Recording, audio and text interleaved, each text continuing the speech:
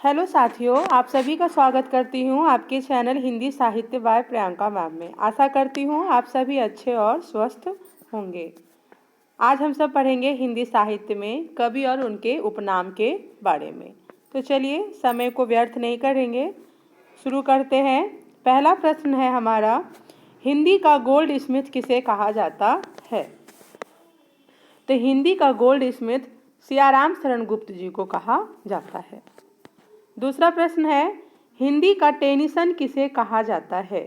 तो हिंदी का टेनिसन बाबू जगन्नाथ दास रत्नाकर जी को कहा जाता है।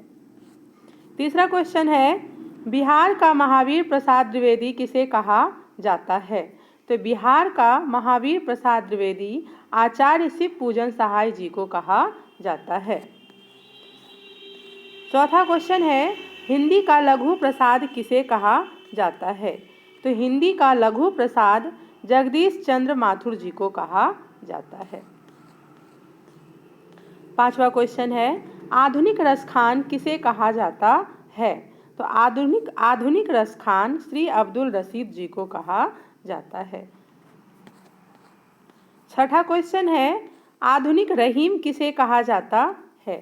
तो आधुनिक रहीम मिर्जा नासिर हसन जी को कहा जाता है। सातवां क्वेश्चन है, शब्द सम्राट कोश किसे कहा जाता है? तो शब्द सम्राट कोश बाबू श्याम सुंदर दास जी को कहा जाता है। साहित्य का महारथी किसे कहा जाता है? तो साहित्य का महारथी आप सभी को पता है कि आचार्य रामचंद्र शुक्ल जी को कहा जाता है। नौवां प्रश्न है, हिंदी का गालिब किसे कहा जाता है? तो हिंदी का गालिब बिहारी दास जी को कहा जाता है। हिंदी का मिल्टन किसे कहा जाता है? तो हिंदी का मिल्टन प्रश्न नंबर 10वां है आपका, हिंदी का मिल्टन किसे कहा जाता है? तो हिंदी का मिल्टन केशव दास जी को कहा जाता है। कविता कामनी कांत किसे कहा जाता है? तो कविता कामनी कांत नाथूराम शर्मा जी को कहा जाता है। 12वां क्वेश्चन है, मुनि मार्ग के हिमायती किसे कहा जाता है? तो मुनि मार्ग के हिमायती रामचंद्र शुक्ल जी को कहा जाता है।